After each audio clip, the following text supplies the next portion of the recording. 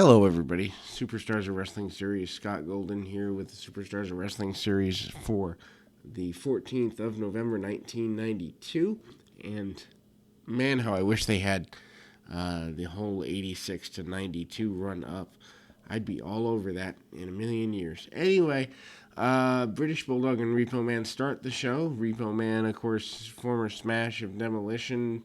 Bulldog is your current Intercontinental Champion for a couple more weeks, and he goes to work on the arm of the Repo Man almost instantaneously coming into the match, and drop toe hold back to the arm, and kind of rolls through.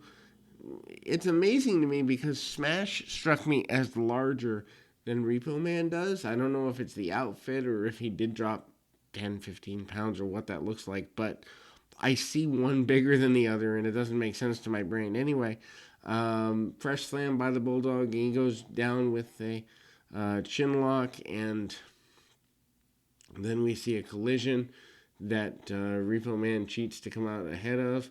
Repo Man, obviously a gimmick that they kind of threw on Barry Darsow because he had been loyal. Short arm scissors on the Bulldog. They get about 30 seconds out of a short arm scissors. And I mean, working a body part. I think that's a lost art. Shoulder breaker on the Bulldog, and Repo stays with it for quite a while. Stays on him and really does kind of get things going in a positive direction that way. Goes to the middle rope on the inside and manages to run headlong into a clothesline, so that didn't go as planned.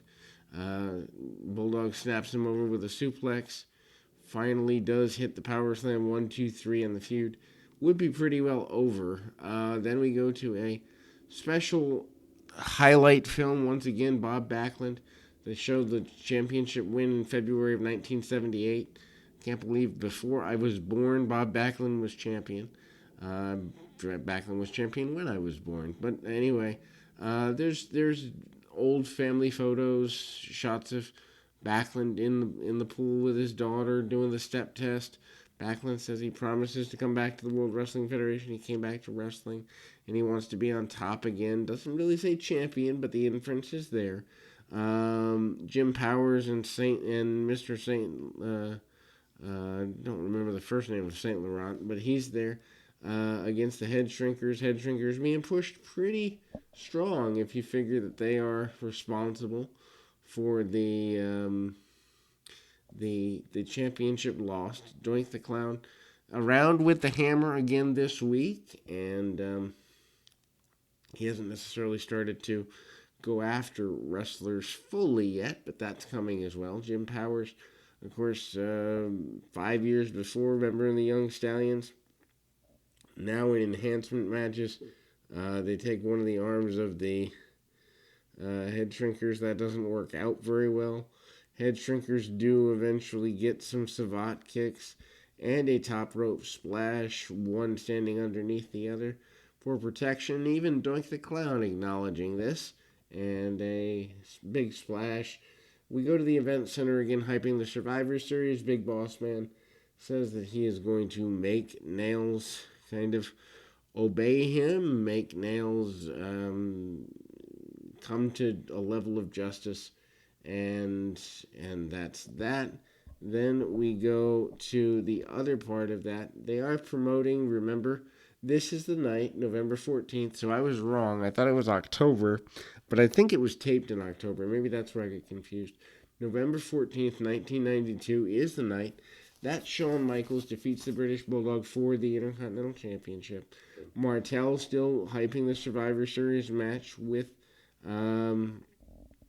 Tatanka, and that's, I mean, it's maybe forced from the mat and from the top. And Bam Bam Bigelow says he's ready to take over. He's ready to light things on fire. He's ready to be basically a beast. And then we move to the return, in-ring return, that is, of Marty Jannetty. Jannetty admits to wanting to get his hands on former partner Shawn Michaels.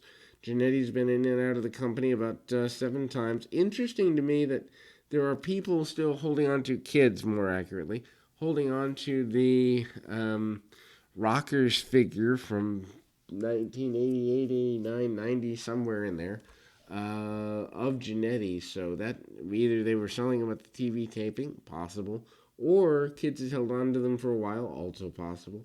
Regardless, Iron Mike Sharpe gets drop kicked and sent over the top rope. Sharpe is a great staller and is no different here. Sharpe has been around since the 70s, I believe, at a point with the WWF, mainly known as for his enhancement talent from 84 to maybe 94, 95, somewhere in there. But, and also ran a training school out of New Jersey. Monkey flip by Jannetty and an arm drag. And to be fair, Sharpe rolls out of the ring, actually crawls out like a lizard. It's kind of cool to see. Everybody's seen the heel roll out to regain time, but I'm not sure that everyone's seen it done that way. Marty hits top rope fist drop, 1, 2, 3, gets a win, and he's happy.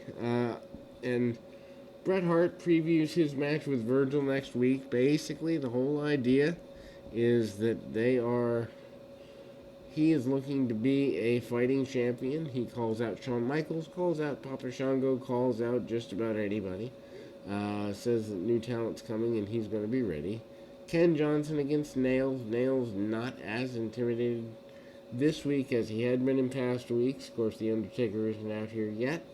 But, I mean, that's the whole idea, is that, in fact, Nails is willing to assault people smaller than him, people he can bully and the like, but not necessarily, be in a good space to do anything any other way. And so we kind of see kicks to the midsection and chokes by Nails. Nails, of course, a couple of weeks away, about 2 weeks, less than 2 weeks at this point, away from managing to face the Big Boss Man in the nightstick match. Nails with a leapfrog, which surprised me. Comes back with a clothesline and then back to choking. So I think at some level he wants to show he's somewhat athletic, but not too athletic. That's hard when you're a heel to know that boundary. Then we go to the Natural Disasters promo with the Nasty Boys. They both vow revenge on anything touching or coming close to touching Jimmy Hart, and they promise to win the Survivor Series 4-way. Obviously the Nasty Boys had been betrayed before. Flair and Perfect talk about being able to eliminate the Macho Man. Flair again talks about being a 3-time champion in the Survivor Series report. And, the acknowledgement of a friendship between Razor and Mr. Perfect is there. He is Mr. Machismo. He's the boss. No one's going to stop him, etc. and so forth. That's pretty much the majority of the Survivor Series report. And again, this match, I don't think so. The Survivor Series is the 25th. This is the 14th, so it has to be announced on the 21st. That's how close it was cut that the Warrior, had decided to duck out. And obviously the Warrior, again, his promos here get a little more breathy, kind of talking about the Mega Maniacs and the power thereof. Harvey Whippleman calls out Kamala to face Steve Gillespie. Continues the, war of words and behaviors with Howard Finkel, and punches, kicks, and chops by Kamala. Kamala a little bit less scared, at least during the early part of this match, scared of the Undertaker. Remember, Kamala facing a coffin in less than 2 weeks, so he has reason to be a little bit upset, scared, and chastened. Back kick by Kamala makes it look really, really effective but soft. What I mean by effective but soft, sometimes you have to wonder if a guy is hurting another guy. And other times you can look at it, if you've been around the business long enough and know he's not, but make it look good anyway. That's what Kamala is doing here. Big splash, 1, 2, 3 gets the win. Undertaker's workshop, the coffin is almost complete. The irons are in the fire, so to speak, and I will say he's actually putting fire to the coffin, pounding out certain pieces of metal, and basically Paul Bearer insinuates that the Kamala the Ugandan giant will be worm food.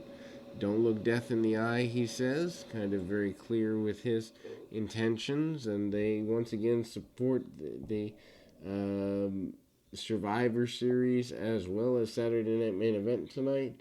Tatanka is happy. He's on a collision course with Rick Martel. He's clear about that, clear about being a leader for the Braves. And Money Incorporated is happy because they have the Tag Team Championships back. These things are both pretty simple also. They talk about wanting to defeat completely the 8-man team, in the 8-man match, and then we close. That is the close of the event for the month or the edition of the 14th of November in 1992. We'll be back with more right after this.